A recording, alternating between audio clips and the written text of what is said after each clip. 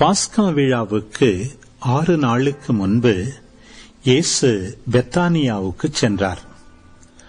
அங்குதான் இயேசு லாசரை உயிர்த்தெழச் செய்தார். அங்கு அவருக்கு விருந்து அளிக்கப்பட்டது.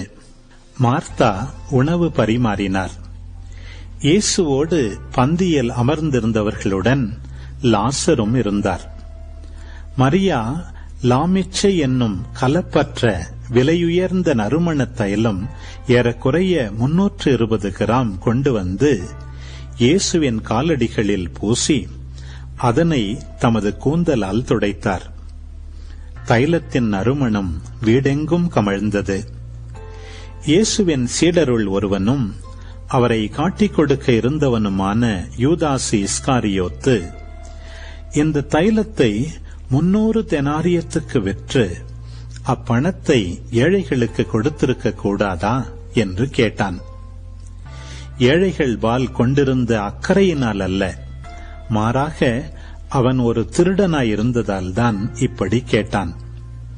பணப்பை அவனிடம் இருந்தது. அதில் போடப்பட்ட பணத்திலிருந்து அவன் எடுத்துக்கொள்வதுண்டு.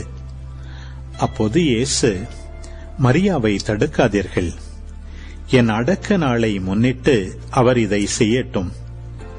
ஏழைகள் உங்களோடு என்றும் இருக்கிறார்கள், ஆனால் நான் உங்களோடு என்றும் இருக்கப் போவதில்லை என்றார். இயேசு அங்கு இருப்பதை அறிந்த யூதர்கள் பெருந்திரளாய் வந்தார்கள். அவர்கள் இயேசுவை முன்னிட்டு மட்டுமல்ல, அவர் உயிர்த்தெழச் செய்திருந்த லாசரை காண்பதற்காகவும் வந்தார்கள். ஆதலால் தலைமை குருக்கள் லாசரையும் கொன்றுவிட திட்டமிட்டார்கள். ஏனெனில் லாசரின் காரணமாக யூதர்களிடமிருந்து பலர் விலகி இயேசுவிடம் நம்பிக்கை கொண்டனர்.